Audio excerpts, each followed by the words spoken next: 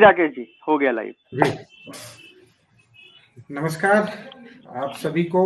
और 3:08 हुए हैं। आप सभी का स्वागत है। विद्या भारती ई पाठशाला द्वारा आयोजित यह हमारा अपना एक विशेष वेबिनार है, जिसमें हम आर्टिफिशियल इंटेलिजेंस पर चर्चा करने वाले हैं। इस विषय को हम बड़ी गहनता से यह समझने वाले हैं। बयाम ऐप पर जितने प्रतिभागी जुड़े हैं उन सबका मैं हृदय से स्वागत करता हूं, और साथ ही यूट्यूब पर जो हमारे साथ लाइव जुड़े हुए हैं, इस वेबिनार को सुन रहे हैं, उनका भी हृदय से स्वागत है। किसी भी कार्यक्रम को प्रारंभ करने के पहले माँ सरस्वती की आराधना करने से उस कार्यक्रम में एक गति प्रदान होती है। निश्चित रूप से हमारे अपने मास्टर ट्रेनर्स जो इस सत्र को लेने वाले हैं, आदरणीय गौरव त्रिपाठी जी, आदरणीय नितिन जी, डॉक्टर महेश कलावी जी, इन हम लोगों के बीच में जुड़े हुए हैं। इन सबका भी मैं हृदय से स्वागत करता हूं। माँ सरस्वती की वंदना के पश्चात हमारा यह सत्र विधिवत प्रारंभ होगा। सरस्वती वंदना के लिए हम लोग सिद्ध हों। सरस्वती वंदना हम करेंगे, उसके बाद विधिवत हमारा यह सत्र प्रारंभ होगा।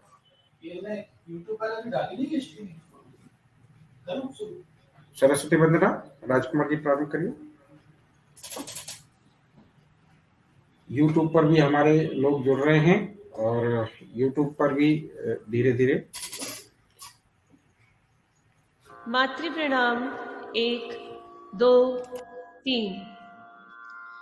या कुन्देन्दु तुषारहारधवला,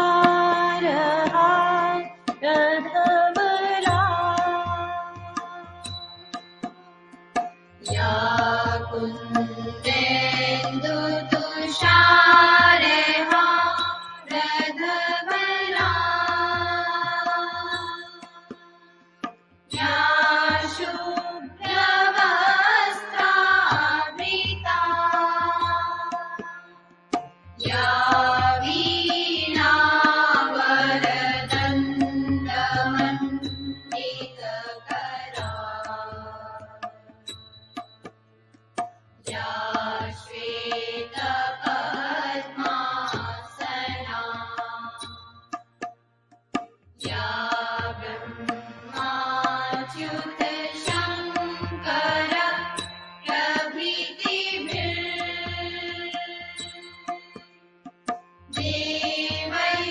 सदा वन्दिता, सा मां पातु सरस्वती भगवती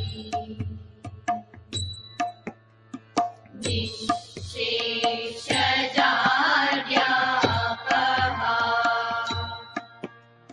शुक्लां ब्रह्मविचारसारपरमा, आद्यां जगद्व्यापिनी, वीणापुस्तकधारिणीमभयताम्, जाड्यान्धकारापहा,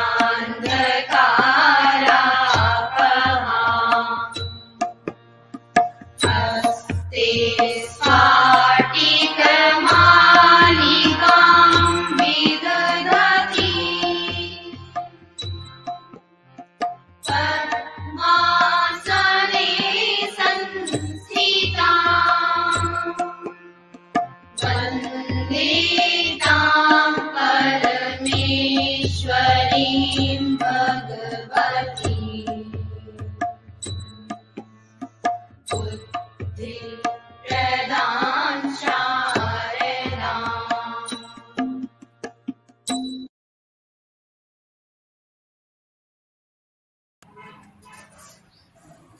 पुनः आप सभी का स्वागत है, और हमारा यह सत्र यहाँ से प्रारंभ होता है। माँ सरस्वती वंदना के बाद आप सभी ने अपना अपना परिचय दिया है, और काफी देश भर से इस वेबिनार में लोग जुड़े हुए हैं। कुछ लोगों ने टिप्पणी की है यूट्यूब पर लाइव हो, मुकेश कुमार जी लिख रहे हैं। तो एक बार टेक्निकल टीम देखे यूट्यूब पर लाइव में कोई दिक्कत आ रही हो तो YouTube पर लाइव प्रारंभ करिए, तो फिर हम यहाँ से विषय प्रारंभ करते हैं। राजकुमार जी, कोई प्रॉब्लम है YouTube पर? ओके। अनिमेश जी, कोई दिक्कत तो नहीं आ रही? YouTube लाइव प्रारंभ हो जाए। ठीक है। तो अभी कुछ दिन पहले ही हमारी यहाँ कोडिंग पर, पाइथन कोडिंग पर एक 10 दिन की लाइव क्लास विद्या भारती पाठशाला के द्वारा संपन्न हुई इस बयाम ऐप पर। बयाम ऐप यह एक स्वदेशी कॉन्फ्रेंसिंग ऐप है और काफी समय से हम लोग एक विकल्प के रूप में तैयार कर रहे थे, कुछ सोच रहे थे कुछ ऐसा, तो ये एक बयाम ऐप हम लोगों के बीच में आया और इसके माध्यम से यह एक बड़ा वेबिनार विद्या भारती पाठशाला के माध्यम से इस पर आयोजित हुआ है। और बड़े प्रसन्नता की बात है कि इसके फाउंडर जो हैं वो हमारे साथ में जुड़े हुए हैं। गौरव जी वह इस वेबिनार के आज के विषय प्रस्तुता भी हैं। पर ये इस वेबिनार की आवश्यकता क्यों पड़ी? राष्ट्रीय शिक्षा नीति जब से हम लोगों के मध्य में आई है, उसमें तकनीकी विषयों का काफी बड़ी मात्रा में समावेश है, चाहे वो आर्टिफिशियल इंटेलिजेंस हो अथवा मशीन लर्निंग हो अथवा ब्लॉकचेन टेक्नोलॉजी हो, आईसीटी बेस्ड लर्निंग की बात कही गई हो, ऑनलाइन क्लासेस की बात कही हो, बड़ी मात्रा में इन सब चीजों का समावेश इसमें किया गया है। तो इसलिए हमारे अपने आचार्य, हमारी अपनी टीम का भी मानस इन सब स्थितियों में संपन्न हो, वह भी इन सब विषयों को जान पाए, उनमें एक्सपर्ट बने। और इतना ही नहीं, हमारे अपने आचार्य इन सब विषयों को जानते हुए इसमें एक्सपर्ट बने, बल्कि धीरे धीरे धीरे धीरे इन विषयों के एक्सपर्ट बनने के साथ साथ बच्चों को भी इन विषयों की जानकारी हम पहुंचा पाए। इसलिए विषय प्रारंभ हुआ कि इन विषयों की जानकारी हम अपने आचार्यों को विद्या भारती पाठशाला के माध्यम से पहुंचा सके। सौभाग्य से आज पहले ही विषय अपने चुनाव किया है, इसमें आर्टिफिशियल इंटेलिजेंस, AI। इसके बारे में हम लोग बहुत विस्तार से आज के पूरे वेबिनार में चर्चा करने वाले हैं। शाम को 5, 5:15 तक हमारा ये सत्र चलने वाला है और बड़ी संख्या में जब ये पंजीयन करने की बातचीत आई तो देश भर से काफी बड़ी मात्रा में इसमें पंजीयन किया, लोगों ने अपने सुझाव दिए, इसमें क्या क्या प्रश्न उठने चाहिए, ऐसे कुछ प्रश्नों का भी समावेश किया। वो प्रश्न भी हमने अपनी एक्सपर्ट टीम के पास में भेजे, जिनका उत्तर आज के हमारे इस वेबिनार में प्राप्त होगा। तो निश्चित रूप से इसी पृष्ठभूमि के साथ यह हमारा अपना एक वेबिनार यहाँ पर आयोजित हुआ है और इसके बारे में और क्या क्या चीजें हम देखेंगे, तो 1-1.5 मिनट का एक वीडियो हम देखेंगे, उसके पश्चात हम अपना विषय फिर से यहाँ प्रारंभ करेंगे। 1-1.5 मिनट का वीडियो हम यहाँ पर देखते हैं। Rajkumar ji video, Rajkumar ji video screen share करिए, स्क्रीन शेयर करिए।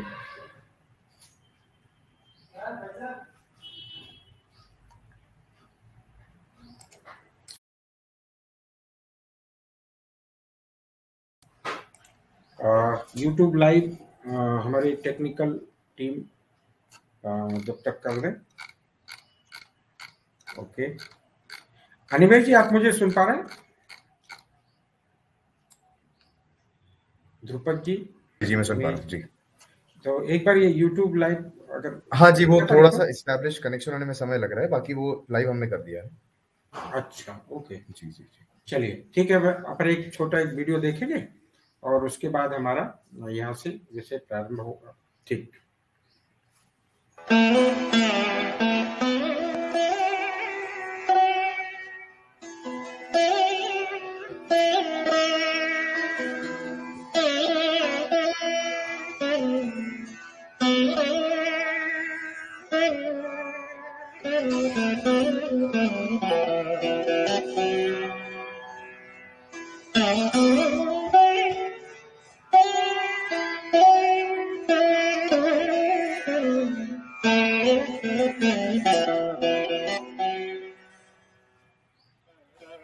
पिछले कुछ वर्षों में आर्टिफिशियल इंटेलिजेंस के क्षेत्र में तेजी से विकास हुआ है।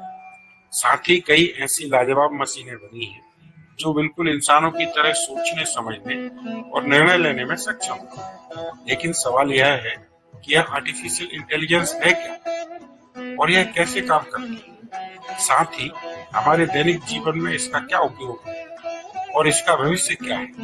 क्या भविष्य में एआई टेक्नोलॉजी हमारे लिए खतरा बन सकती है? आइए इस वेबिनार में हम इस विषय पर विस्तार से चर्चा करेंगे।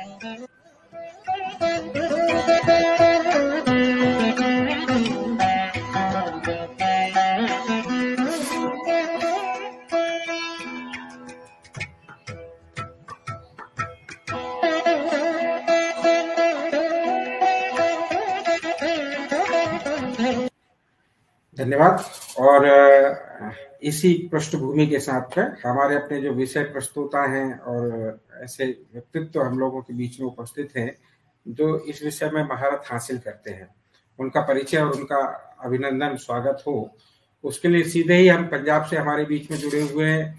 हमारे मलेरकोटरा विद्यालय के, पंजाब के एकदम दूरस्थ मलेरकोटरा वीरों की भूमि जो है, वहां से आदरणीय प्रेम सिंह जी खेमटा जी भाई साहब, उनसे निवेदन है जो हमारे विषय प्रस्तुताओं का परिचय कराएं। जी खेमटा जी भाई।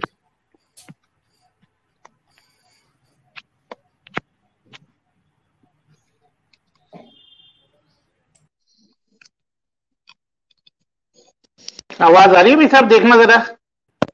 जी जी जी भाई साहब, आ रही, एकदम क्लियर। राकेश जी भाई साहब, आवाज आ रही है मेरी? जी भाई साहब, आ रही है, एकदम आ रही है, एकदम आ रही है, एकदम आ रही है, आ रही भाई साहब, आवाज आ रही है। जी चिंता जी, आवाज आ रही है आपकी? राकेश जी भाई साहब, आवाज आ रही है? आ रही है भाई साहब, आ रही है। जी राकेश जी, मुझे लगता है वो चिंता जी हमें सुन नहीं पा रहे हैं। क्लियर आवाज है? अच्छा ठीक है।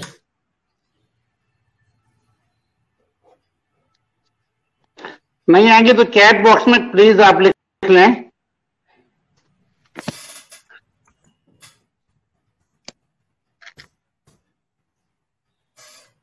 Thank you very much. मेरा सौभाग्य है कि मुझे आज एक परिचय के नाते इस कार्यशाला में रहने का सुअवसर प्रदान हुआ है। हमारी जो विद्या भारती पाठशाला की अखिल भारतीय टोली है, उसके हमारी पाठशाला के हमारे निदेशक श्री राकेश शर्मा जी भोपाल से मैं नतमस्तक होके आप सभी को नमस्कार, अभिनंदन करता हूं। और जो मुझे आदेश हुआ है वो आर्टिफिशियल इंटेलिजेंस के ऊपर इस वेबिनार के अंदर हमारे जो आज के मुख्य अतिथि हैं और जो मुख्य वक्ता है इसमें बोलने वाले और विशिष्ट अतिथि, I have to introduce these two people with all of us here। और मैं सीधा ही परिचय के ऊपर जाऊंगा without wasting much of the time that is given to me. मैं देख रहा हूं कि दोनों ही युवा ऐसे फोटो से दिख रहे हैं और उनके कामकाज से भी दिख रहे हैं। तो मैं एक बात बड़े प्रखर रूप से हर जगह पे कहता हूं कि value of life is not in its duration but value of life that how effectively you live. जीवन कोई इसलिए महत्वपूर्ण नहीं होता कि लंबा बहुत हो गया हो तब जाके कुछ आता हो, लेकिन जीवन इसलिए भी महत्वपूर्ण होता है कि आप उसको कितना इफेक्टिवली जी रहे हैं। इसीलिए जैसे मैं यहाँ देख रहा हूँ कि जो हमारे आज के विषय प्रस्तुता है श्री गौरव त्रिपाठी जी, उनका जीवन ऐसे बोलने वाला दिख रहा है कि उन्होंने स्वदेशी जैसी वयम जैसी ऐप का निर्माण और भारत को एक बहुत बड़ी उपलब्धि की है भारत को देने में। तो ऐसा भी कहा गया है कि it doesn't matter that you are best in the country but it matters a lot if you are best for the country. देश में आप सबसे सर्वश्रेष्ठ हो, ये इतना शायद महत्वपूर्ण नहीं है कि आप देश के लिए बहुत महत्वपूर्ण हैं, ये उससे भी बहुत ज्यादा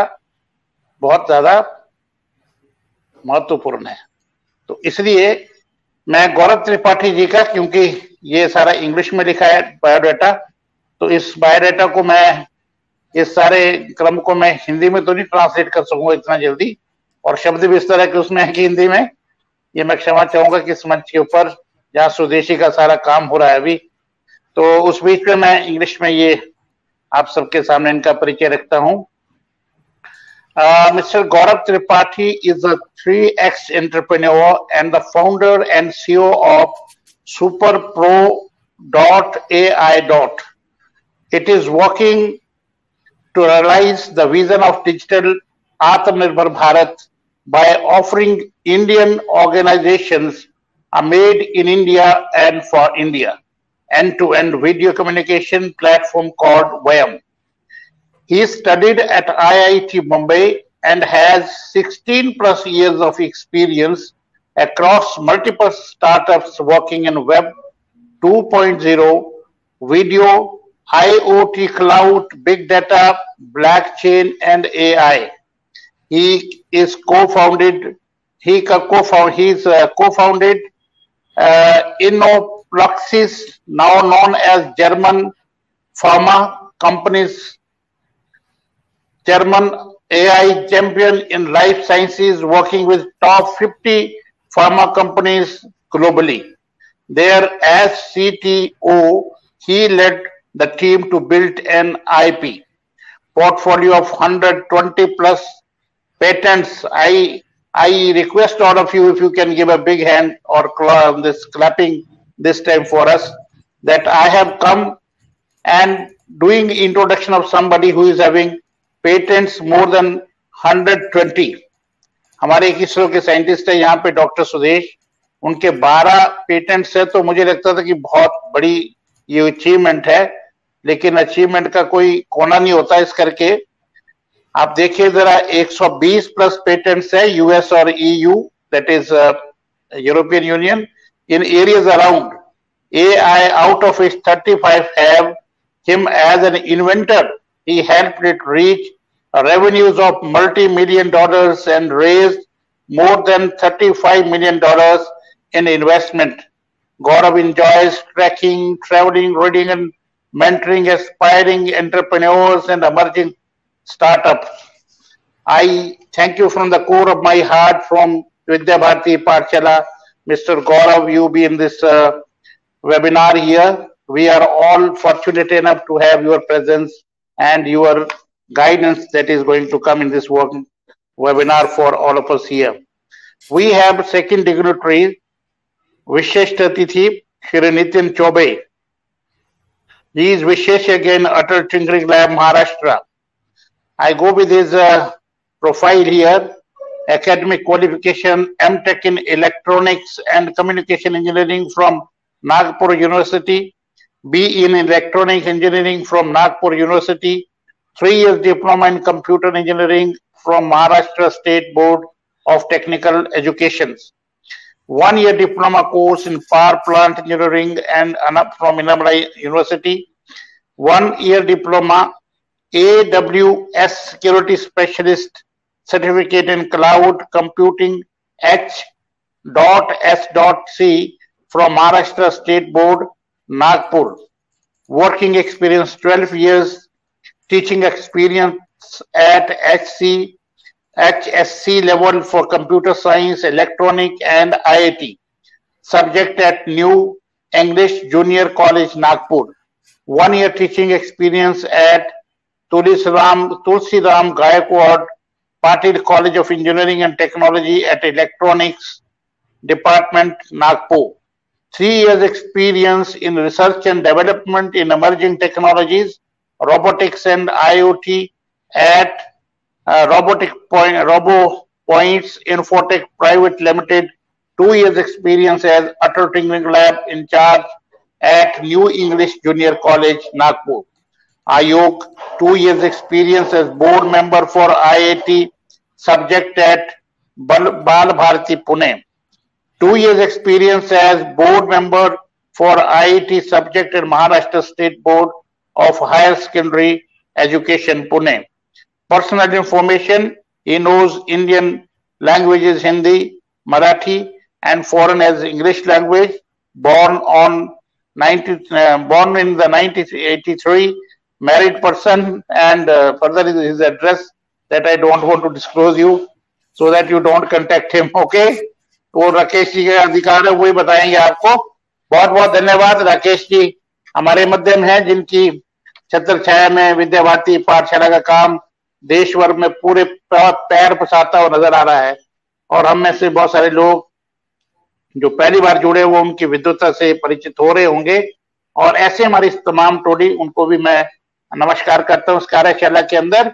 और विद्या भारती के जो आचार्य और दीदी इस कार्यशाला में उपस्थित है, उनको भी मैं सादर नमस्कार करता हूँ।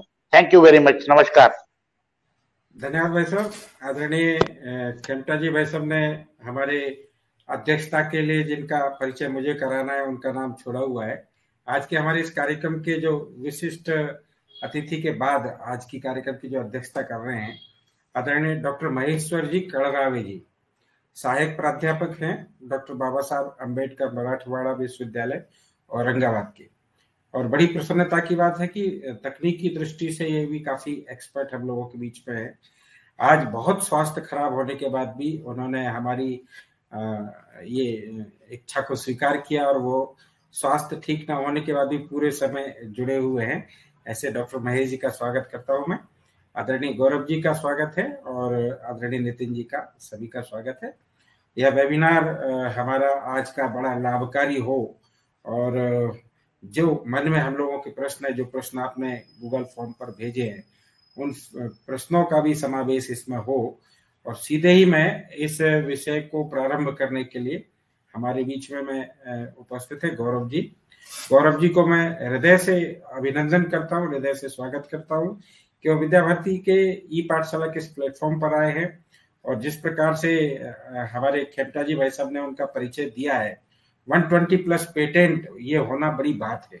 मतलब जिन्होंने अपने आप को पूरी तरह इसमें खपा दिया हो एआई के विषय में, तो ऐसे एक विद्वत व्यक्तित्व हम लोगों के बीच में, मैं सीधे ही उनका स्वागत करता हूं और बड़ी तालियों से और विनम्रता के साथ उनको विषय रखने के लिए यहाँ आमंत्रित करता हूँ। गौरव जी। बहुत बहुत धन्यवाद राकेश जी। आप आज जितनी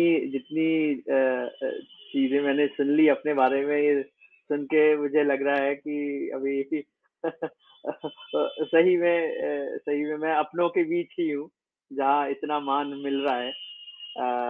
और आपका और विद्या भारती का आभार कि मुझे इस वेबिनार हेतु चुना गया। और मैं प्रयास करूंगा कि मैं कुछ बातें जो मैंने सीखी है, जो देखी है, जो काम किया है और जितनी मेरी समझ है आर्टिफिशियल इंटेलिजेंस पे, मैं शेयर कर पाऊँ। थोड़ी सी कठिनाई बस यही है जो खेमटा जी ने भी बात की, मेरी भी समस्या थोड़ी यही है कि जो भी कार्य हुआ है और एआई में जो मैंने किया है और जो एआई में अभी भी हो रहा है दुनिया में, काम सारा अंग्रेजी भाषा में ज्यादा रहा है जो मैंने किया है। और तो जो मेरा प्रेजेंटेशन है और जो मैं शेयर करने वाला हूँ वो भी विषय काफी अंग्रेजी में ही रहेंगे। और मैं बल्कि सत्र के अंत में ये बताऊंगा भी कि ये क्यों ये बिल्कुल एक हमारे देश के लिए अपने आप में एक बहुत बड़ा संकट है। मैं अंत में आऊंगा उस पर। अभी मैं यहीं से ही और समय न लेते हुए मैं अपनी स्क्रीन शेयर करता हूं और आप लोगों को आर्टिफिशियल इंटेलिजेंस के बारे में बताना आरंभ करता हूं। सत्र ऐसा रखूंगा, मैं अपने मैं पहले जो आर्टिफिशियल इंटेलिजेंस क्या है उसके बारे में बात करूंगा और फिर जो कुछ प्रॉब्लम्स जो हमने सॉल्व की हैं, मैंने पिछली अपनी स्टार्टअप में जो आर्टिफिशियल इंटेलिजेंस यूज करके जो प्रॉब्लम सॉल्व की उसको मैं एज एग्जांपल बताऊंगा। और उसके बाद मैं आऊंगा कि शिक्षा के क्षेत्र में क्या होने वाला है आर्टिफिशियल इंटेलिजेंस को लेके और क्या होना चाहिए और क्या किया जा सकता है। और फिर मैं समापन में जो आर्टिफिशियल इंटेलिजेंस का महत्व है, खास करके हमारे गुरुजन और आप सभी आचार्य जो हैं वो उनके लिए क्यों कोई आवश्यक है और उनका जो दायित्व भी बोल सकता हूँ जो है आर्टिफिशियल इंटेलिजेंस को लेके, मैं उस पर आऊँगा अंत में। तो इसके साथ ही मैं शेयर करता हूँ स्क्रीन अपनी एक okay.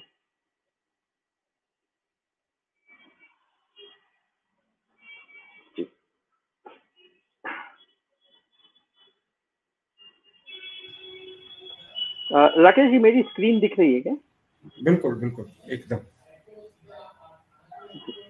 ठीक है। मैं अभी कैमरा बस थोड़ा ऑफ कर ले रहा हूँ क्योंकि बैंडविड्थ की कुछ समस्या हो सकती है। तो जी जी आप सभी का स्वागत है सत्र में। मैं अभी जैसा आप देख रहे हैं ये वयम के ऊपर ही, और सबसे एक आर्टिफिशियल इंटेलिजेंस की बात है। मैं एक बहुत छोटी सी बात भी यहाँ पर हाईलाइट कर देता हूँ कि ये जो प्रेजेंटेशन अभी आप देख रहे हैं, ये जो मैंने जिस टूल को यूज करके बनाया है वो भी एआई यूज करके ही ये प्रेजेंटेशन बनी हुई है पूरी। ये भी मैं आगे कवर करता हूँ सेशन में। एआई पे चलते हैं उससे पहले ये एक चार्ट, ये लिस्ट देखी जाए तो अभी आप देखेंगे कि इसमें से कई सारी कंपनियों के बारे में आपको पता होगा। आप या हम अपने रोज के जीवन में ये देख ही रहे। तो Apple, Microsoft, Google, Amazon, Meta पहले जो फेसबुक था, टेस्ला, ये सब नाम हमने सुने हुए। अब इन सब में जो एक बहुत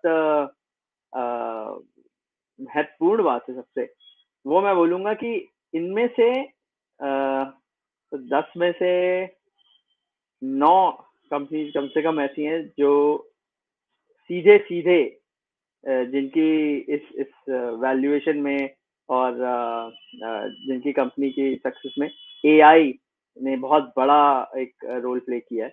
तो ये सारी दुनिया की सबसे बड़ी कंपनीज है, और वहां पर ये जो भी आज ये प्रोग्रेस देख रहे हैं सीधे सीधे उसके लिए एआई ही रिस्पॉन्सिबल है। स्टार्टअप वर्ल्ड में आपने अभी एक पिछले 2 साल में जो हमें अभी मोदी जी ने भी बात की थी इस बारे में। हमारे स्टार्टअप इकोसिस्टम में भारत में कितने यूनिकॉर्न हो गए हैं। यूनिकॉर्न अर्थ ये जितने ऐसे स्टार्टअप जिनके वैल्यूएशन टोटल वर्थ जो है वो $1 बिलियन से या उससे ज्यादा है। अब इसमें आप देखेंगे जो दुनिया का सबसे बड़ा जो यूनिकॉर्न अभी दिख रहा है, ये है एक कंपनी जिसका नाम है बाइट डांस। आप सभी बाइट डांस आप लोगों ने नहीं सुना होगा, लेकिन आप लोगों ने सुना होगा टिकटॉक। तो बाइट डांस वो कंपनी है जो कि टिकटॉक की मालिक है, और ये दुनिया की सबसे बड़ी एआई स्टार्टअप बोली जाती है। तो चाहे वो बड़ी कंपनीज हो या जो स्टार्टअप्स हो, हर जगह एआई ही अभी है सबसे इम्पोर्टेंट। अब हम देखेंगे एआई है क्या। तो ये एक बहुत ही टेक्निकल टर्म में मैं बोलूंगा, और जो एक स्ट्रक्चर दिया जा सकता है कि हाँ एआई है कहाँ पर। तो आपने कुछ चीजें किसी ने आपने कुछ न कुछ इनमें से टर्म सुने होंगे कहीं ना कहीं, या देखे होंगे, पढ़े होंगे, या कभी ना कभी आपके सामने आए होंगे। ये टेक्निकली एआई को ऐसा रिप्रेजेंट किया जाता है कि एक दो चीजें आप देखेंगे, एक दाएं तरफ एक बाएं तरफ जो 2 क्लाउड बने हुए थे, एक इमेज प्रोसेसिंग है, एक पैटर्न रिकॉग्निशन है। ये 2 अप्रोच रही हैं एआई में, और अब जो चल रही है जो अप्रोच ज्यादा अब एक कंप्यूटर विजन वाली बहुत बड़ी ब्रांच हो चुकी है। तो कंप्यूटर विजन से अर्थ यही है कि जो हम देखते हैं, और पैटर्न रिकॉग्निशन वहाँ ज्यादा ये जो बाकी नॉन विजुअल डेटा जो है, नॉन विजन डेटा, उसके बारे में है मशीन लर्निंग और बाकी प्रोसेस। लेकिन ये काफी एक टेक्निकल लेवल पे। अब मैं आऊंगा कि अगर सिंपली इसको एक आसान भाषा में समझाया जाए एआई क्या है, मैं बोलूंगा कि एआई जो भी है अभी, एआई की डेफिनेशन से ज्यादा ये समझते हैं कि एआई क्यों है, और एआई का जो गोल हम बोल सकते हैं कि लक्ष्य क्या है एआई, तो बहुत ही आसान है। एआई जो है या जो बनेगी या जो अभी तक एक ही जो लक्ष्य रहा है, learning from experience to understand the world. To learn is the goal. अब ये गोल क्या है आप देखेंगे, हम एज ह्यूमन मानव, हम हमारे लिए जो हमारी सारी जो भी हम आज देख रहे हैं जो हो रहा है आज, मानव सभ्यता जहां तक पहुंची है वो क्यों पहुंची है? क्योंकि हम सीख पाए। मानवों का जो एक सबसे बड़ा जो बोला जाता है कि हाँ भाई हम मानव क्यों हुए और क्या है, क्या हमें अलग करता है बाकी अन्य जीव जंतुओं से, वो है कि हाँ हमारे पास एक मस्तिष्क है और हम सीख सकते हैं। और यहीं से एआई का भी जन्म हुआ है। एआई आर्टिफिशियल इंटेलिजेंस, और नाम अपने आप में यही बोला जाए कि हाँ भाई नेचुरल इंटेलिजेंस क्या है? नेचुरल इंटेलिजेंस जो हम में है, इन मानवों में, पशुओं में भी टू सर्टेन एक्सटेंट इंटेलिजेंस है। अब वो नेचुरल इंटेलिजेंस है। अब हमें लगा वैज्ञानिकों को और तकनीकी लोगों को लगा आज से 50-60 साल पहले, 70 साल पहले कि हाँ एक ऐसा भी हो सकता है, ऐसे यंत्र बनाए जा सकते हैं, ऐसे प्रोग्राम बनाए जा सकते हैं जो इस सीखने की प्रक्रिया को भी सीख पाएंगे। तो यहीं से ही एआई का जन्म हुआ है। और ये सारा जो लक्ष्य है, ऑब्जेक्टिव है, सिंपल इतना ही है कि कोई सा भी जो आप एआई देखें, एआई का ऑब्जेक्टिव यही है कि जैसे एक मानव, जैसे मैं और आप, हम और आप बचपन से शुरू करते हैं कि भाई हमें क्या आता है, हमें कुछ नहीं आता जब हम पैदा होते हैं। तो और जन्म से लेके फिर धीरे धीरे जब हम पहले बोलना सीखते हैं, और या बल्कि पहले देखना सीखते होंगे, लेकिन हमें समझ में नहीं आता कि हम क्या देख रहे हैं, लेकिन हम देखते हैं, सुनते हैं, बोलते हैं। बिल्कुल वैसे ही एआई भी है, आर्टिफिशियल इंटेलिजेंस भी यही काम कर रही है। और उसको इस दुनिया को समझने के लिए जो भी करना है वो सारा जाता है, जो कि हम आर्टिफिशियल इंटेलिजेंस में जो सारा आप सुनेंगे, जो भी सॉफ्टवेयर बनता है, जो चीजें की जाती हैं, अभी आप उसको अलग अलग नामों से पुकार ले, जैसे मैंने पिछली वाली स्लाइड में दिखाया, आप कुछ भी बोल लें उसे, पर अंत में जो लक्ष्य है वो एक है। ऐसा ऐसा एक सिस्टम बनाना है जो स्वयं से सीख सके, स्वयं से समझ सके कि उसके आसपास की ये आसपास का संसार कैसा है, क्या है। तो यही समझना ही एआई है। और आप देखेंगे अभी मैंने जो समझने की बात की, संसार को समझने की, अब संसार को समझने के लिए बहुत बहुत चीजें है कि आप किसी भी जो आप देखेंगे या समझेंगे, अब आपको उसको समझने के लिए आपको एक कंसेप्ट में लाना पड़ेगा। कंसेप्ट मतलब अगर बहुत बहुत सरल भाषा में यही है कि मैं एक मानव हूँ, वो अपने आप में एक कंसेप्ट है। मैं मानव हूँ, पशु नहीं हूँ, ये एक कंसेप्ट है।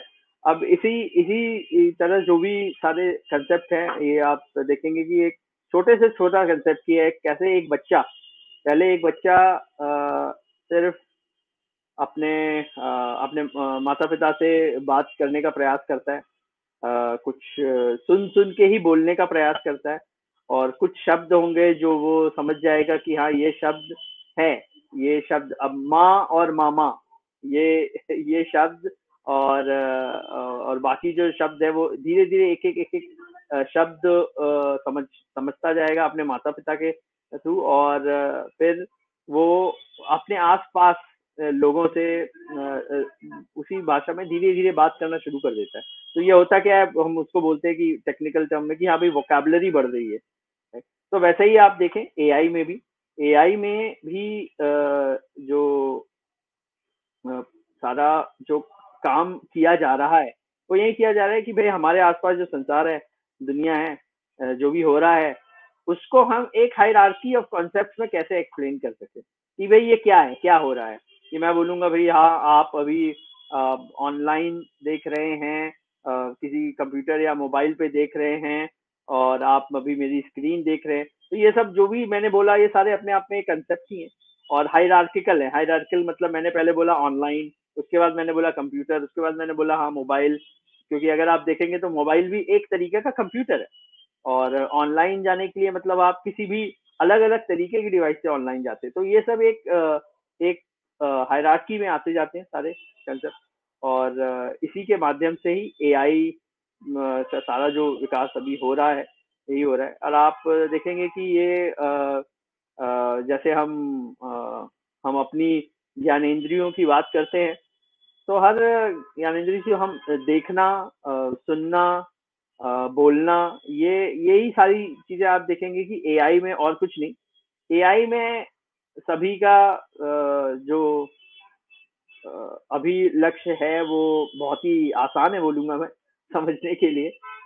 इतना ही है कि हाँ, जो एक मानव कर पा रहा है वो क्या एक एआई कर पाएगा।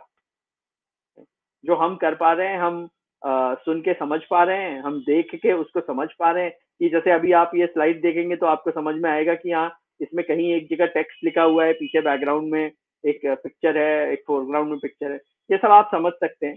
तो यही चीजें एक मशीन को समझाना, यही एआई है।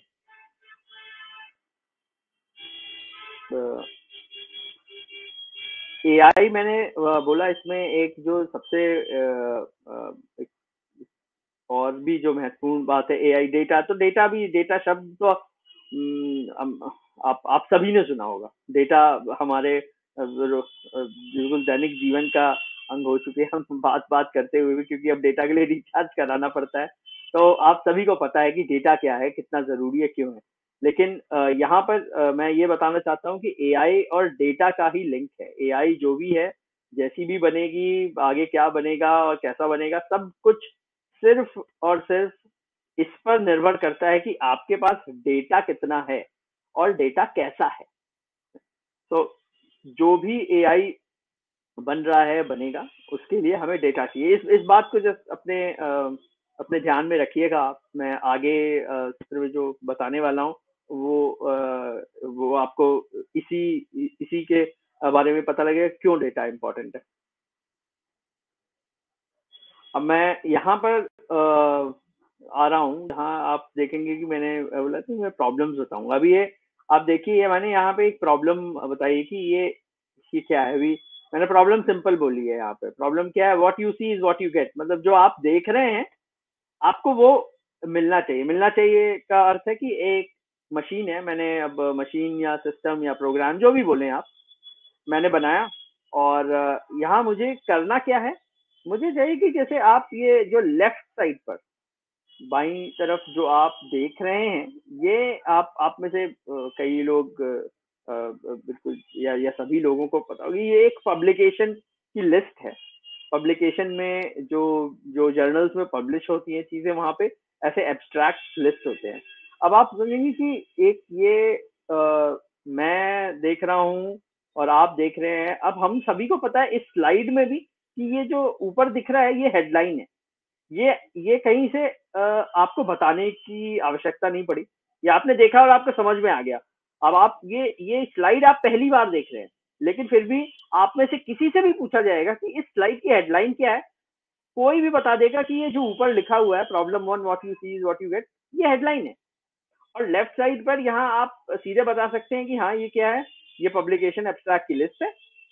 इसमें भी यहाँ एक जगह पर टाइटल है, एक जगह पर ऑथर्स की लिस्ट है, एक जगह पर समरी है, और फिर थोड़ा सा गैप है, उसके बाद दूसरी पब्लिकेशन का एब्स्ट्रैक्ट स्टार्ट है।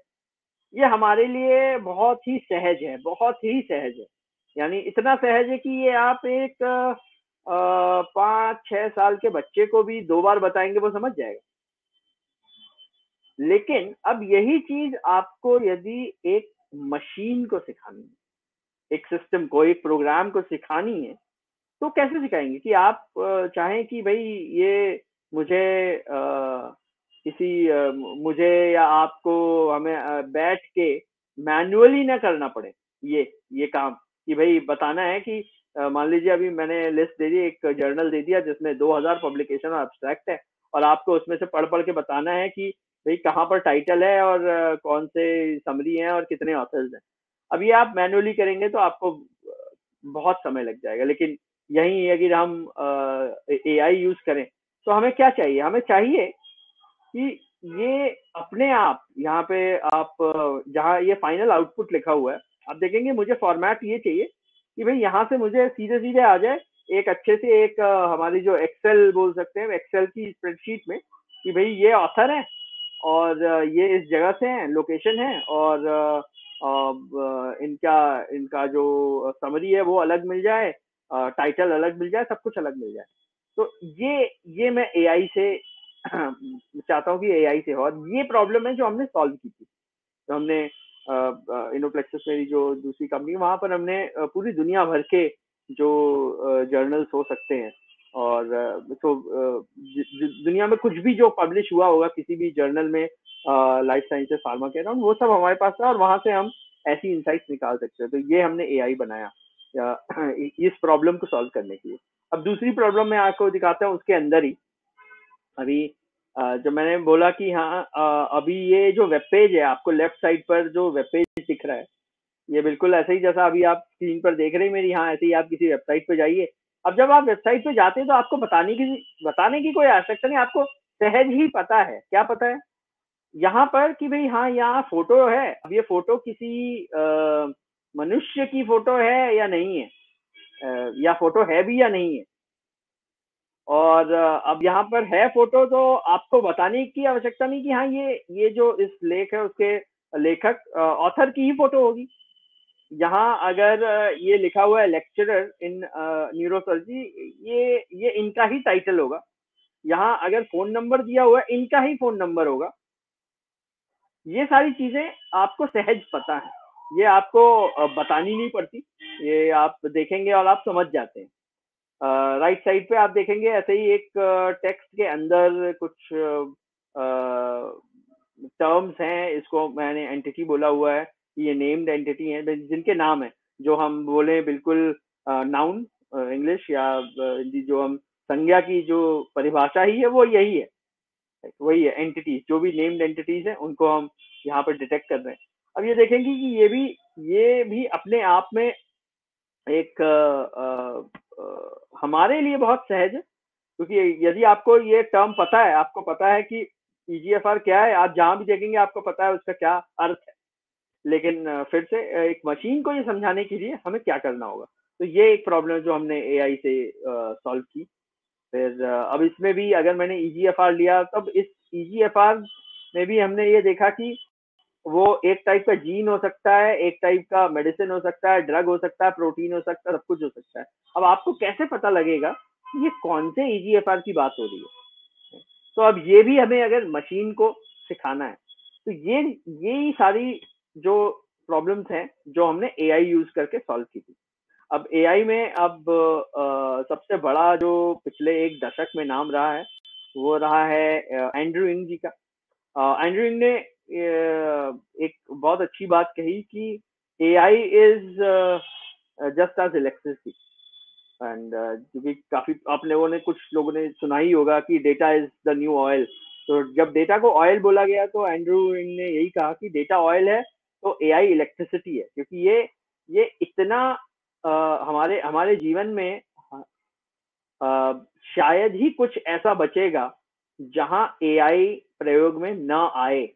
आज से 2 साल बाद, 5 साल बाद, 10 साल बाद, जब भी, आज भी हमें पता नहीं लग रहा होगा, लेकिन आज भी हम जो कर रहे हैं उसमें AI का बहुत बड़ा योगदान है।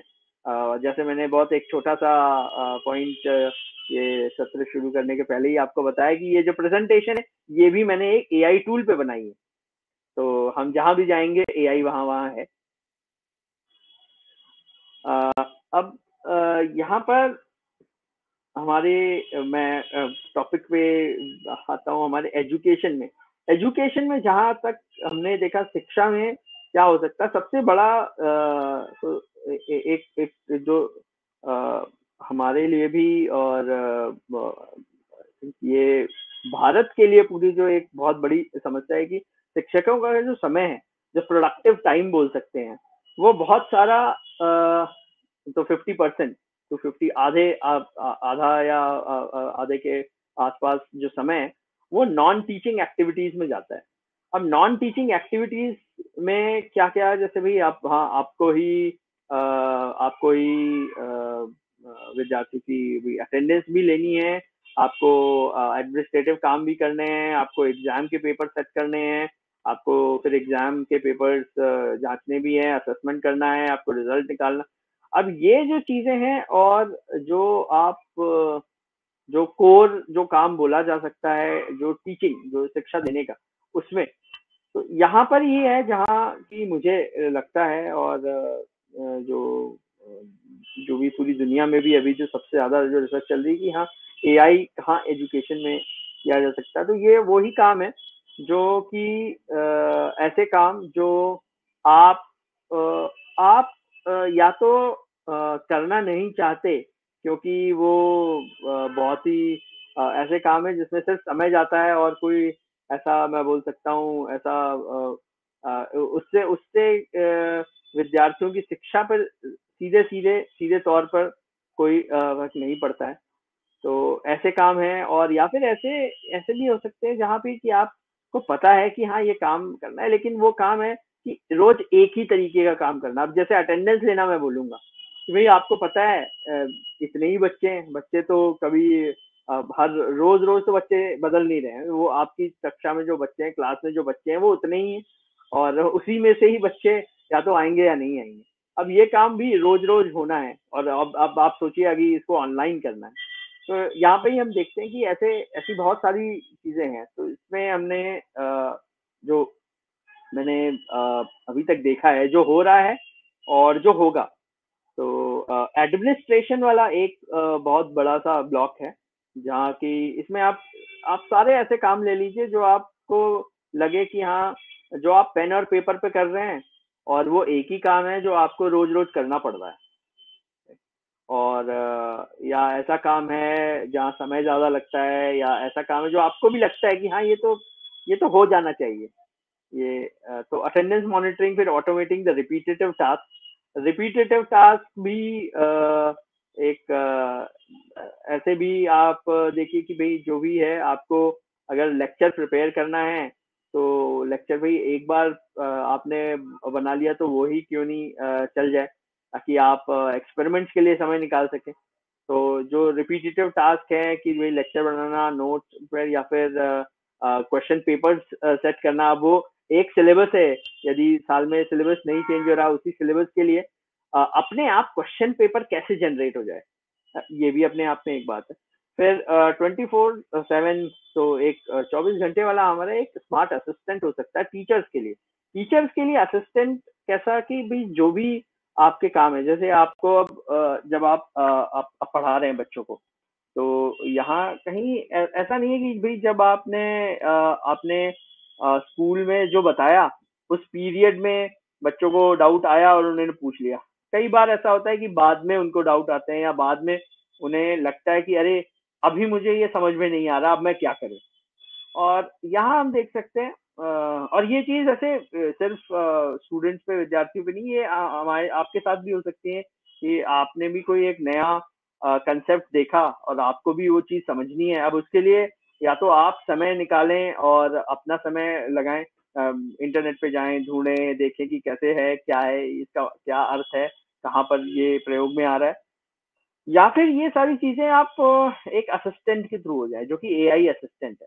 आप लोगों से आप लोगों ने सभी लोगों ने शायद देख भी लिया होगा ऑलरेडी, जो गूगल का असिस्टेंट है, या अलेक्सा या सीरी, जो भी अगर कोई अब जो आईफोन यूज कर रहे होंगे उनको सीरी पता होगा।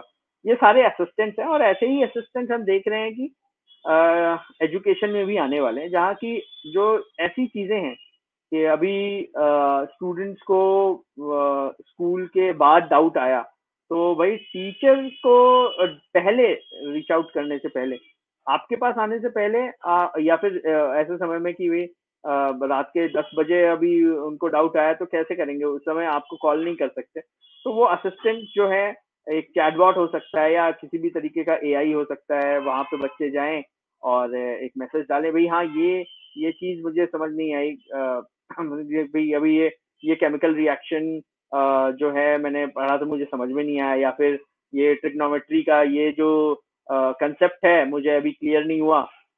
तो उस पे जो स्मार्ट असिस्टेंट है वो बच्चों को वापस उस कंसेप्ट के बारे में बता सकता है, इंटरेक्टिव वे में भी बता सकता है। और या फिर सिंपली आपको जहाँ भी लगे कि भाई कई सारे जो प्रश्न हैं उनके उत्तर आपको पता ही रहते हैं, तो आप पहले से आपने फीड कर दिया असिस्टेंट में, और जब भी बच्चे इंटरेक्ट कर रहे हैं उस असिस्टेंट से, अपने आप उसको बहुत सारी जानकारी वो बच्चों को दे जा रहा है, जहाँ की आपका समय नहीं जाएगा। और समय की भी ये भी बात है कि आप एक समय में एक या 2-3 बच्चों से ही बात कर सकते हैं, उससे ज्यादा आप कर भी नहीं पाएंगे। और वो सब क्योंकि हम बोलते हैं कि वो सीक्वेंशियल प्रॉब्लम है, आपको बच्चों से एक एक करके ही बात करनी पड़ेगी, और उसमें भी समझ आता है। तो यहाँ पे यदि हम AI यूज करें और स्मार्ट असिस्टेंट हो, तो स्मार्ट असिस्टेंट कोई लिमिट नहीं है, कितने भी बच्चे एक ही समय में उससे इंटरेक्ट कर सकते हैं। तो ये एक एडमिनिस्ट्रेशन साइड पर है। दूसरा ने देखा है कि जो चेंज आने वाला है, बहुत बड़ा शिफ्ट है, वो है कंटेंट साइड पर, क्योंकि कंटेंट में भी पर्सनलाइज कंटेंट जनरेशन की बहुत बात हो रही है, और ये NEP में भी इसकी बात हुई है। पर्सनलाइज कंटेंट की बात यही है कि जो एक बात कई वर्षों से चल रही, सभी बच्चे एक जैसे नहीं होते। किसी को कोई कोई ऐसा होता है कि जो गणित के सवाल ही बहुत तेजी से कर सकता है, उसको गणित जल्दी समझ में आता है। कोई ऐसा होगा जिसे केमिस्ट्री जल्दी समझ में आती होगी, कोई ऐसा होगा जिसे गणित में ज्यादा समय लगता होगा।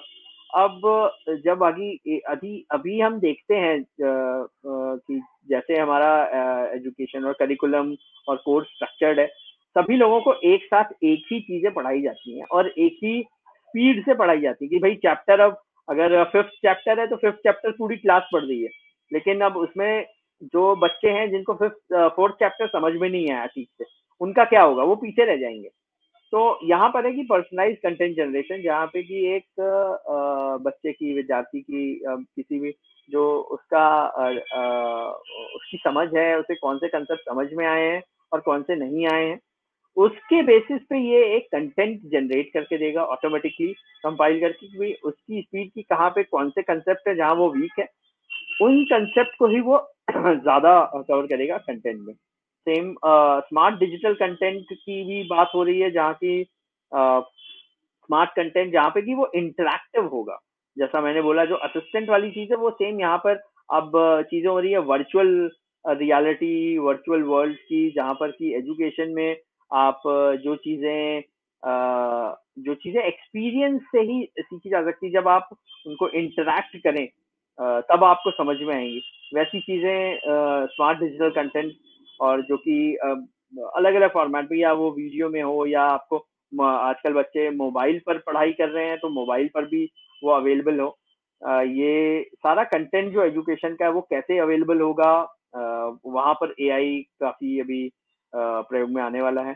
फिर ऑन डिमांड पर्सनलाइज्ड असेसमेंट भी है कि जहाँ पर ये जो अभी हमारे एग्जाम के पैटर्न्स हैं वो भी ऐसी कि भाई मैं अब हर महीने असेसमेंट करूं या हर हफ्ते, तो जितना भी हमें पता है हम असेसमेंट बढ़ाएंगे, उतना ज्यादा वो लोड टीचर्स पे ही बढ़ेगा, क्योंकि वही बात हो जाती है, क्वेश्चन पेपर सेट करना और फिर आंसर पेपर चेक करना।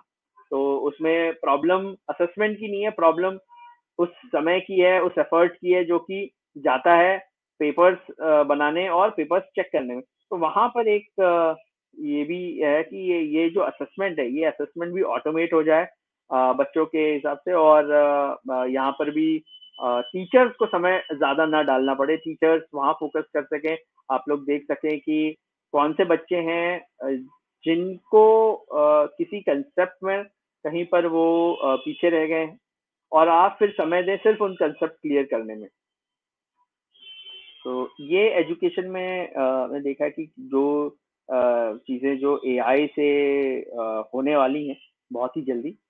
अब इससे बहुत एक मैंने प्रश्न भी देखे जो काफी आए हैं, बहुत एक सभी लोग इस बारे में बात करते हैं कि AI से जॉब चली जाएगी। तो ये ऑफ कोर्स एजुकेशन वाले कॉन्टेक्स्ट में जो मैंने अभी बातें की सारी, वहां पे भी है जब मैं बोल रहा हूँ कि हाँ भाई AI से कंटेंट भी जनरेट हो जाएगा, AI से असेसमेंट भी हो जाएगा, और AI से क्वेश्चन पेपर भी सेट हो रहा है, AI से क्वेश्चन पेपर चेक भी हो जा रहा है, फिर टीचर की क्या जरूरत है? फिर आप बोल सकते हैं भैया टीचर्स की कोई आवश्यकता ही नहीं है। लेकिन यही सबसे बड़ी बात है कि हम जितना भी कर लें, जो भी एआई बना लें, एआई एक टीचर को रिप्लेस नहीं कर सकता। और अब मैं तो ये बोलूंगा कि टीचर तो एक अलग कंसेप्ट है, लेकिन जो हम अपनी संस्कृति में जो हम बात करते हैं और हमारी सभ्यता में जो गुरु का स्थान रहा है, तो हम कैसा भी एआई बना लें या जो भी बना लें, गुरु का स्थान नहीं ले सकता वो। गुरु तब भी रहेंगे, और गुरुजनों की आवश्यकता एआई के बाद और बढ़ने वाली है, कम नहीं होने वाली है। तो यही मैं बोलूंगा कि AI can not replace you. अब यहाँ थोड़ा सा मैं ट्रैक चेंज कर रहा हूँ कि आप देखेंगे अभी यहाँ पर ये जो है मैं अभी दिखा रहा हूँ, ये आप देखिए कि ये जो जो सारे टेम्पलेट्स है, ये वयम के टेम्पलेट्स हैं। अब ये मैं आपको क्यों दिखा रहा हूँ, क्योंकि आप देखिए कि ये आप देखेंगे और आपको समझ में आएगा कि ये जो यहाँ टेम्पलेट्स हैं, ये एक या हमारे अलग अलग कंसेप्ट से जुड़े हुए हैं कि कहीं पर हमारे भारतीय संस्कृति की बात हो रही है, कहीं कहीं राजनीति की भी बात है, वहां का टेम्पलेट है, कहीं हमारा स्वतंत्रता दिवस है।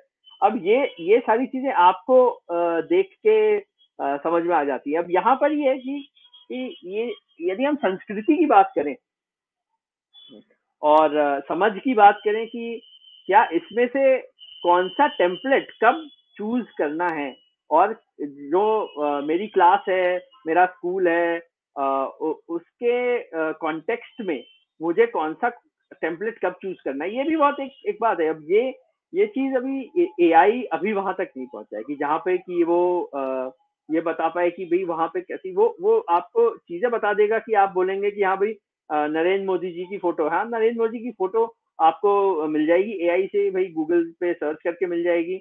लेकिन ये कि ये टेम्पलेट मुझे ऐसा चाहिए और ये अलग होना चाहिए, ये चीजें एआई नहीं कर सकता अभी भी आगे। और देखिए आप ये हमने यहाँ पर जो किया हुआ है, ये हमारी संस्कृति की पहचान है। अब ये जो संस्कृति है, ये आप एआई को संस्कृति नहीं सिखा सकते। संस्कृति की समझ जो है वो अभी भी मनुष्यों के पास ही रहेगी। एआई अभी वहां तक नहीं पहुंचा है और पहुंचने में भी पता नहीं कितना समय लगेगा। लेकिन अब हमारी संस्कृति क्या है, क्यों है, हमारी सभ्यता कहाँ से रही है, वो एआई को नहीं समझ में आएगा। और फाइनली यहाँ हम देखेंगे कि यहाँ पे भी जो कुछ जो एजुकेशनल सेशंस चल रहे हैं जितने भी, वो हमने यही देखा वयम पे भी कि जैसा वयम एक टूल है आपके लिए वर्चुअल इवेंट्स के लिए, वैसे ही एआई भी सिर्फ एक टूल है। और अभी अब यहाँ पर जो मैं चीजें बता रहा हूँ, इमोशन, कल्चर, मोरालिटी, तो इमोशंस एआई नहीं समझ सकता। जो इससे पहले मैंने आपको टेम्पलेट दिखाया, वो एक टेम्पलेट देख के आपके मन में जो इमोशन आए, हर टेम्पलेट पे अलग आएंगे, जो आप देखेंगे उस पे इमोशन अलग आएंगे। और वैसा ही आपको भी पता है कि जो शिक्षा है, एजुकेशन है, वहां पे अगर यदि हम बच्चों को कोई कंसेप्ट बता रहे हैं या हम चाहते हैं कि बच्चे समझें, तो वहां पर वो चीजें भी है कि हमें भी एक वो जो पूरा प्रोसेस है और जो शिक्षा की तकनीक भी है, वो पूरे सब कुछ इमोशन भी कैरी करती है। ऐसा नहीं है कि आप बच्चों को बोले ये पढ़ना है और उन्होंने पढ़ लिया और आप असेसमेंट ले लें और बात वहीं खत्म हो जाती है। इमोशन यही है कि जो एक जहाँ पर एक गुरु है, शिक्षक हैं, वो ही समझ सकते हैं कि भाई मेरे किस छात्र को कहाँ कठिनाई हो रही है इमोशनल लेवल पर। टेक्निकल लेवल पे तो आप पेपर चेक करेंगे पता लगेगा, लेकिन इमोशनल लेवल पर किस बच्चे को कहाँ क्या कठिनाई है वो आप नहीं बता सकते। कल्चर की जो मैंने बात की, संस्कृति की समझ कि कौन सी एजुकेशन, जो हम बात करते हैं कि यहाँ एजुकेशन एक चीज है, लेकिन वैल्यू एजुकेशन, जो मूल्य हैं जो हमारी संस्कृति से जुड़े हुए हैं, वो हम अभी किसी एआई पर निर्भर नहीं कर सकते। उसके लिए हमें गुरु ही चाहिए, और एआई प्रयोग में लाके हम ये कैसे करें, मैं समझता हूँ यहीं पर ही सबसे बड़ी जो इनोवेशन है वो होने वाली है भारत में। और फिर तीसरा जो पॉइंट है मोरालिटी का ही है कि एआई में अभी भी एआई जैसे अभी आप देख रहे होंगे समाचार में, न्यूज में, हर जगह जो आता है, जो फेसबुक जो मेटा है अभी या ट्विटर है, वहां पर कैसा कंटेंट आ रहा है, या यूट्यूब पे कैसा कंटेंट आ रहा है। कई जगह है जहाँ की जो एक समाज है, उनको जो वीडियो अच्छा लगेगा, या जिस वीडियो से उनको आपत्ति ना हो सकता है वो वीडियो संसार के किसी दूसरे कोने में या हमारी संस्कृति में वो वीडियो अच्छा ना लगे। अब ये जो चीज है, ये भी कि भाई हमारे लिए क्या अच्छा है, हमारी संस्कृति के लिए क्या अच्छा है, क्या नहीं है, और जो शिक्षा जिस तरीके से हमें प्राप्त होनी चाहिए और जिन मूल्यों के साथ मिलनी चाहिए, ये सिर्फ एक शिक्षक के ही हाथ में, वो एक गुरु के ही हाथ में है। वो कहीं से किसी एआई के माध्यम से नहीं आ सकती। तो मैं इसको यहीं पर ही करूंगा कि आर्टिफिशियल इंटेलिजेंस जितना भी है जस्ट अनदर टूल, और किसी भी टूल के लिए, किसी भी सिस्टम के लिए वो उतना ही अच्छा या बुरा होता है जैसे कि लोग होते हैं उसको यूज करने के लिए। और यही मैं बोलूंगा कि अभी जितना मैं देखता हूँ एआई एक बहुत बहुत बड़ा टूल होने वाला है एजुकेशन के लिए। और जो भी एजुकेशन की फील्ड में हैं, किसी भी लेवल पर, वो टीचर्स हैं या और भी किसी भी एडमिनिस्ट्रेटिव रोल में भी हैं, हर जगह एआई का प्रयोग होने वाला है। और कई बार आप लोगों को पता भी नहीं लगेगा कि कहाँ वो एआई यूज होने लग गया है। मैंने बोला था मैं अंत में आऊंगा इस पर कि एक और जो बात है जो ये महत्वपूर्ण है कि हमें टीचर्स को एआई के बारे में क्यों अवेयर करना है, या हमारे पूरे एजुकेशन सिस्टम में जो शिक्षक वर्ग है क्यों उन्हें एआई के बारे में बताना है। क्योंकि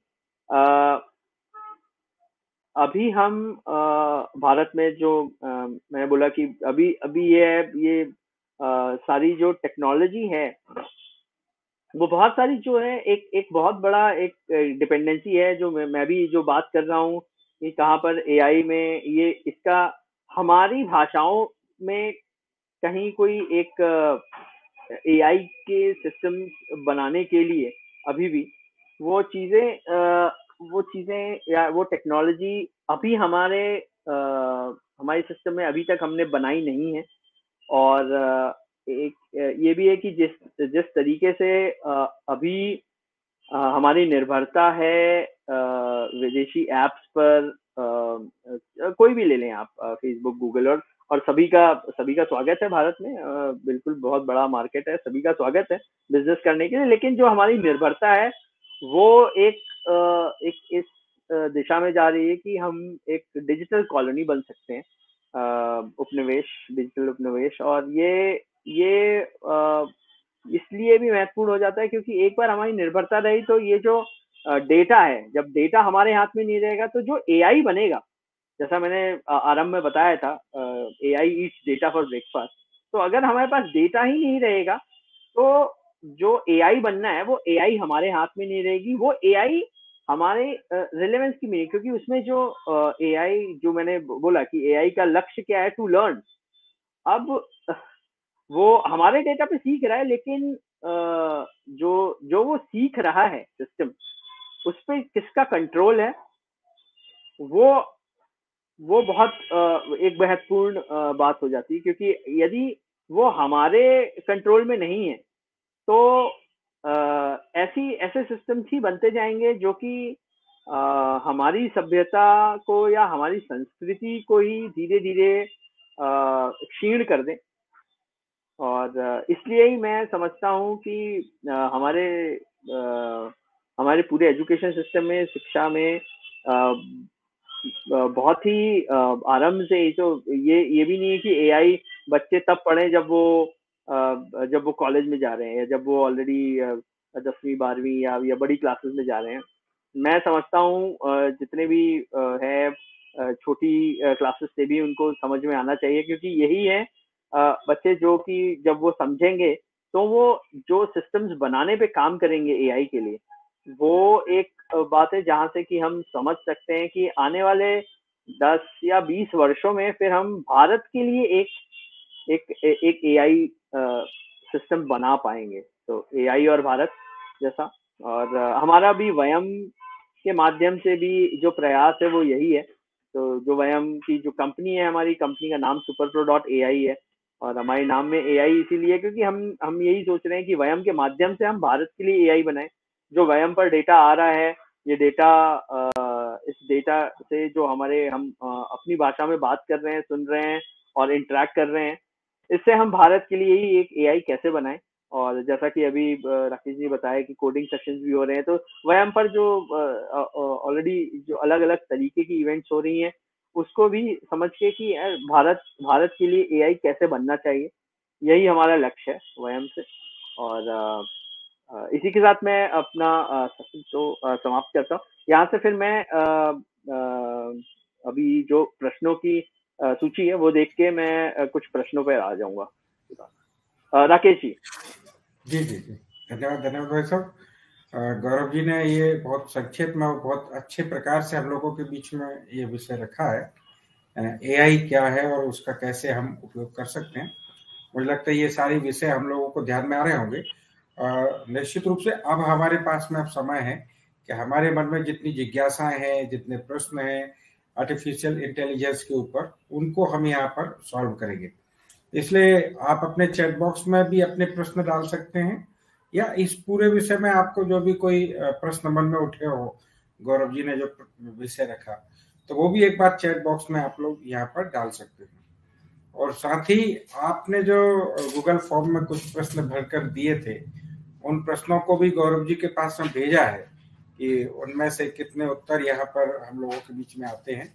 तो मैं सीधे ही को निवेदन करता हूँ। गौरव जी, वो प्रश्न की स्लाइड हम चलाए कि वहीं से जब तक लोग प्रश्न जी मैं शेयर करता हूँ। मैं शेयर करता हूँ। जी जी। तो गौरव जी उन प्रश्नों का समावेश करेंगे, और अभी अभी जो इस विषय के साथ में हम लोगों के मन में कोई प्रश्न आए होंगे तो उन प्रश्नों को भी आप चैट बॉक्स में लिखते जाइए। जी राकेश जी, मेरी स्क्रीन दिख रही है? जी बिल्कुल बिल्कुल। तो मैं लाइन से यहाँ क्वेश्चन लेते जाता हूँ। तो मनोज कुमार शर्मा जी ने पूछा था, इसका अधिक प्रयोग कक्षा में किस प्रकार किया जा सकता है? सबसे जो अभी प्रयोग में मैं कहूँगा कक्षा में जहाँ पर ये हो सकता है कि आप जो अपने जो सब्जेक्ट हैं, जो भी विषय आप पढ़ा रहे हैं, उस विषय में आप देखिए कि उस विषय के बारे में कोई जो अपने छात्रों को हमें जो भी जानकारी देनी हो, वो जानकारी ढूंढने के लिए भी मैं बोलूँगा आप एआई का प्रयोग करिए। जो कि गूगल है, सर्च इंजन जो है वो ही अपने आप में सबसे बड़ा एआई है आज। या आप गूगल असिस्टेंट में देखिए, वहाँ पे भी, और उसको प्रयोग में लाके जो बच्चों को जिन जिन कंसेप्ट पर जहाँ पर उन्हें कठिनाई हो रही है, वहाँ बताया जा सकता है कि उसके अलावा और क्या इंफॉर्मेशन है और क्या जानकारी जो है जो उन्हें दी जा सकती है। तो ये मैं समझता हूँ यही सबसे बड़ा प्रयोग एआई का हो सकता है कक्षा में। संजीव जी का भी प्रश्न वैसा ही है कि उसका उपयोग कैसे और कहाँ कहाँ। तो इसमें भी यही है जो मैंने अभी अपने प्रेजेंटेशन में कवर किए कि कहाँ कहाँ आप इसे प्रयोग में ला सकते हैं। एक पर्सनल असेसमेंट की पर्सनलाइज असेसमेंट की भी बात की मैंने। तो इसमें भी है कि जहाँ पे भी आपको लग रहा है कि जैसे आप बच्चों की यदि जो प्रोग्रेस रिपोर्ट जो है कि वो किस विषय में कैसा परफॉर्म कर रहे हैं, उसके ऊपर भी एक पर्सनलाइज असेसमेंट एक बनाया जा सकता है। हर बच्चे की प्रोफाइल बनाई जा सकती है कि उस विषय की प्रोफाइल की उस विषय में वो कैसे कर रहे हैं और उनको कैसे इम्प्रूव किया जा सकता है। राम बाबू जी का भी प्रश्न, ज्यादा से ज्यादा कैसे किया जाए, ज्यादा से ज्यादा कैसे किया जाए राम जी, इसमें मैं यही बोलूंगा कि जो मैंने अभी एग्जांपल शेयर किए और जैसा आपको लगे कि जहां भी आपकी आप ऐसी समस्याएं सोचिए जहां आपका समय ज्यादा जा रहा हो। ऐसी ऐसी समस्याएं जहां भी ऐसा काम जो आप कर रहे हैं जहां आपका समय ज्यादा जा रहा है, बस वहां सोचिए, वहां उस समस्या के निवारण के लिए कहीं ना कहीं कुछ ना कुछ कोई एक एआई सिस्टम या तो बना होगा कहीं ओपन सोर्स में या कहीं अवेलेबल होगा और आप वो देख सकते हैं। प्रतिभा शर्मा जी का क्वेश्चन है, इसका उपयोग मानव के हित में है या नहीं? जैसा मैंने अभी अपने सत्र में बताया, AI is just a tool. तो जैसा एआई है, मैं बोलूंगा जैसा एआई है, आप समझिए कि आग जैसा अब आग के बारे में यदि आप पूछेंगे भाई आग का उपयोग मानव के हित में है या नहीं, तो दोनों आपको उत्तर मिलेंगे।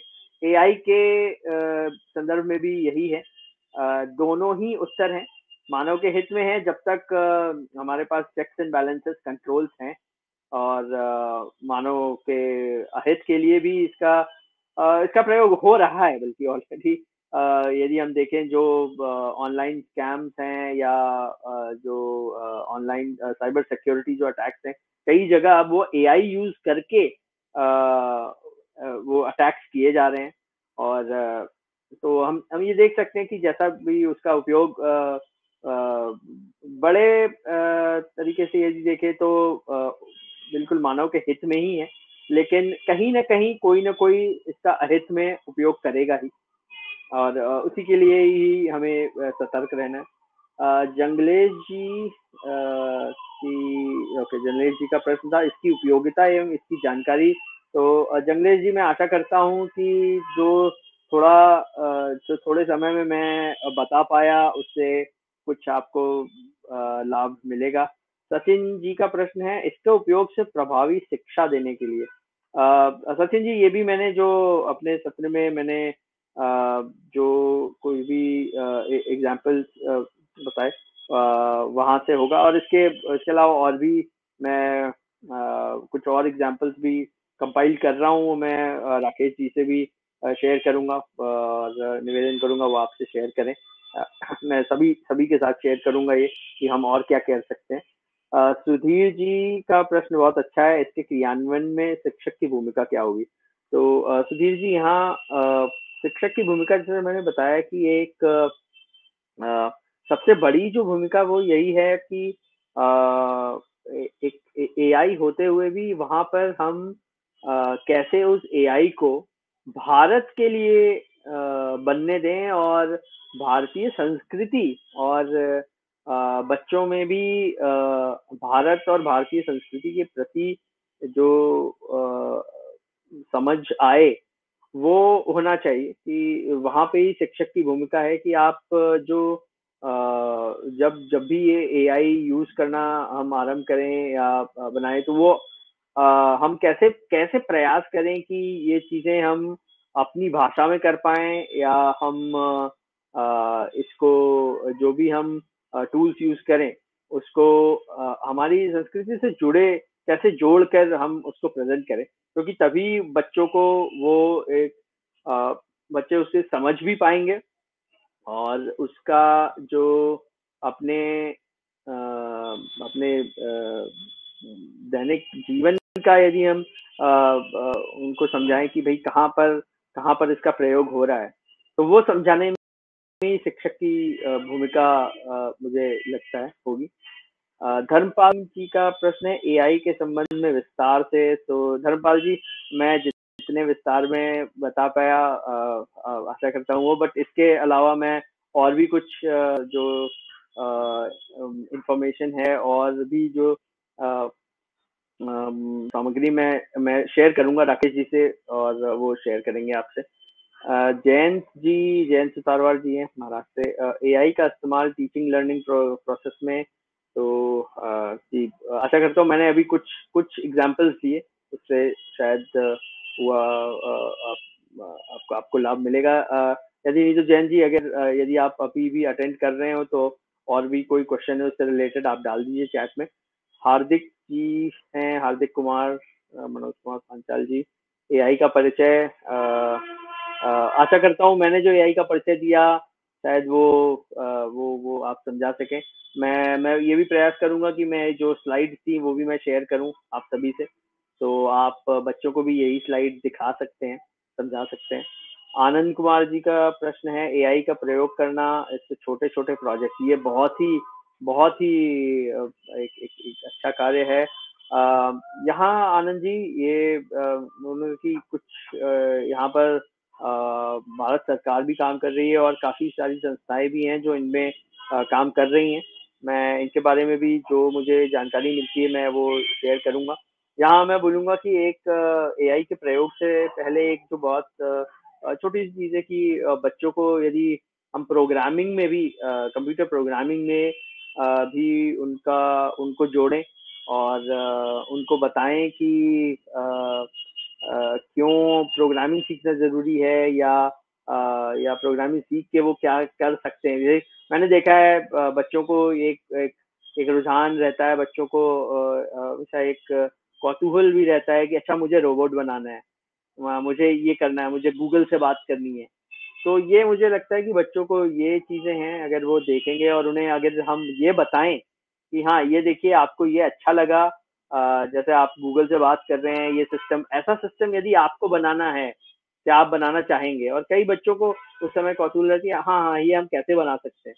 तो ऐसे प्रोजेक्ट लेके और सिंपल प्रोजेक्ट बताना और उनको बताना कि भाई जैसे अभी जो प्रोग्रामिंग लैंग्वेजेस हैं जैसे पाइथन है, अब वो बच्चों को सिखाना, पाइथन के लिए भी बहुत अच्छा सपोर्ट है। काफी बड़े कई सारे स्कूलों में आजकल और ऑनलाइन फ्री में पाइथन सीखने के लिए काफी सारी संस्थाएं भी हैं, काफी सारे प्रोग्राम्स अवेलेबल हैं। तो वो मेरे विचार में वो बहुत अच्छा रहेगा। मधु जी ने पूछा एआई का स्कूल में दैनिक उपयोग, ये मैंने अपने जो एग्जांपल्स में कवर किया है मधु जी, शायद उससे आपको कुछ लाभ मिला होगा। मुकेश जी हैं, वेबिनार में आर्टिफिशियल इंटेलिजेंस का विद्यालय में, अच्छा ये भी ये मैंने जो भी उदाहरण मैंने अपने सत्र में जो दिए थे कंटेंट और असेसमेंट को लेके, तो वो जो चीजें हैं वो की जा सकती हैं। इसके लिए कुछ टूल्स अवेलेबल हैं ऑलरेडी, तो वो हम स्कूल में यूज कर सकते हैं। न्यूटन जी हैं आसाम से, how to use AI for educational purpose, how to use it to teach. तो how to use AI for education purpose में भी जो मैंने इससे पहले भी बोला कि बच्चों को हम पाइथन सिखाएं, पाइथन सिखा के जो हम सिंपल कुछ असाइनमेंट के माध्यम से उनको बता सकते हैं कि एआई में जब वो आपस में ही, जैसे अभी एक हम बच्चों को ही एक ग्रुप को एक असाइनमेंट दे सकते हैं जब वो कि भी आप एक स्पेसिफिक किसी टॉपिक के लिए, जब जैसे हम प्रोजेक्ट दे रहे हैं उस टॉपिक के लिए भी वो जानकारी लेके आए और उसको फिर वो ऑटोमेट करने का प्रयास करें। तो ये ऐसे प्रोजेक्ट्स हैं जो हम बच्चों को दे सकते हैं स्कूल में, जो कि आसानी से किए भी जा सकते हैं थोड़े से प्रयास से, और उसको करते समय उनको स्वयं समझ में आएगा कि एआई कैसे प्रयोग में लाना है, एआई क्या होता है और कैसे एआई पे काम करना है। चंदन सिंह जी का प्रश्न है, वेबिनार में आने वाले समय में इसका उपयोग बढ़ेगा या नहीं? जी अवश्य बढ़ेगा चंदन जी, एआई का प्रयोग अभी भी हो रहा है, और जैसे इस कॉल में भी है, मैं बोल सकता हूँ कि इस कॉल में भी एआई का ही प्रयोग है स्वयं की कॉल में ही, कि हम देखते हैं कि अभी जब हम सभी जुड़े हुए हैं तो आपकी बैंडविड्थ कितनी है, किसका नेटवर्क कितना स्ट्रांग है, वीक है, उसके बेसिस पे भी अपने आप वीडियो वीडियो में जो चेंजेस है वो होते हैं, तो वहाँ भी थोड़ा एआई लगा हुआ है। हम बच्चों के सामने उपयोग करें तो हमें क्या क्या सावधानी रखनी चाहिए? ये बहुत ही अच्छा प्रश्न है। बच्चों के सामने प्रयोग करते समय हमें ये देखना चाहिए कि हम बच्चों को जो दुष्परिणाम हो सकते हैं, मैं बोलूँगा कि साइबर सिक्योरिटी या साइबर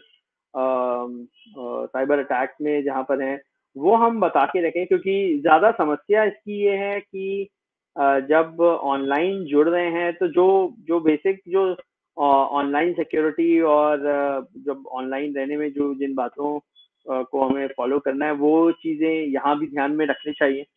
और ये ध्यान रखना चाहिए आगे हम बच्चों को बताएं कि भाई कोई भी जो एप्स वो यूज करें, या जैसे गेमिंग एप्स भी हैं, जैसे भी एप्स वो यूज करें, उस ऐप को वो कैसे प्रयोग में ला रहे हैं, और उसका डेटा वो देखे कि वो कहाँ का एप्लीकेशन है, किस देश का है, और वो डेटा कहाँ सेव कर रहे हैं। ये सब चीज़ों का हमें ध्यान रखना चाहिए। अनु मेहता जी हैं, आर्टिफिशियल इंटेलिजेंस इन टीवी प्रोग्राम। अनु जी, ये प्रश्न मुझे समझ में नहीं आया कि ये आप क्या पूछना चाह रही हैं। यदि आप चैट में हैं, अभी अभी जुड़ी हुई हैं, तो चैट में मैसेज डालिए प्लीज, क्या क्वेश्चन है। Sandhya Kumari ji, how can it be useful in teaching strategies, ये मैंने कवर किया। निवास जी का, how can we use in school education AI in school. Bhupendra ji का, राकेश जी का जो प्रश्न है, हाउ कैन वी यूज, तो राकेश जी हम यूज कर ही रहे हैं।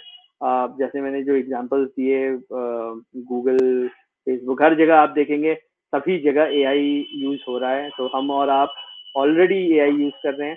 Chiranjit ji, how can we use this AI. Chiranjit ji, हम जैसा मैंने कहा, हम ऑलरेडी एआई यूज कर रहे हैं। आप जितने भी टूल्स यूज करेंगे, जो भी आप एप्स यूज कर रहे हैं, जहां भी कोई भी सिस्टम जो भी ऑनलाइन देख रहे हैं, सब कुछ हर जगह एआई है। किसी न किसी तरीके का एआई वहां पे प्रयोग में आ रहा है। रेनू जी, हाउ इट इज बेनिफिशियल, बहुत अच्छा क्वेश्चन है ये भी। सबसे बड़ा बेनिफिट, जैसा मैंने कवर किया, मैं यही बोलूंगा कि जो जो काम आपको बहुत समय और बहुत बहुत ज्यादा समय आपका जहाँ जाता है और बहुत मेहनत जाती है, वहां पर एआई के सबसे बड़ा कमाल है कि जो काम है, जो आपको जो जिस काम में आपको कई दिन लग सकते थे, वो काम चुटकियों में हो सकता है।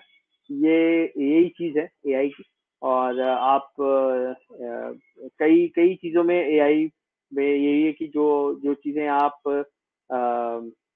मैनुअली जितना भी करेंगे और जितने टाइम एंड एफर्ट में, यहाँ पे उससे कम टाइम एंड एफर्ट में हो जाएगा। Hemant Kumar ji, I want to know about AI, I think cover कर लिया मैंने। फिर ये topic in detail. Nabha ji, Lohit ji, Kiran ji, Anil ji, Lalit ji, ये सब मैंने बता दिया है। सविता जी का भी प्रश्न अच्छा है, आर्टिफिशियल इंटेलिजेंस के लिए विद्यार्थियों में कैसे इंटरेस्ट पैदा करें। तो सविता जी, ये विद्यार्थियों में मैं यही बोलूंगा कि कौतूहल बनाने वाली बात है। आप देखें कि जो सिस्टम से, तो उनसे ही प्रश्न करें कि जब वो व्हाट्सएप यूज कर रहे हैं, तो व्हाट्सएप में कहीं कहीं जब आता है कि हाँ ये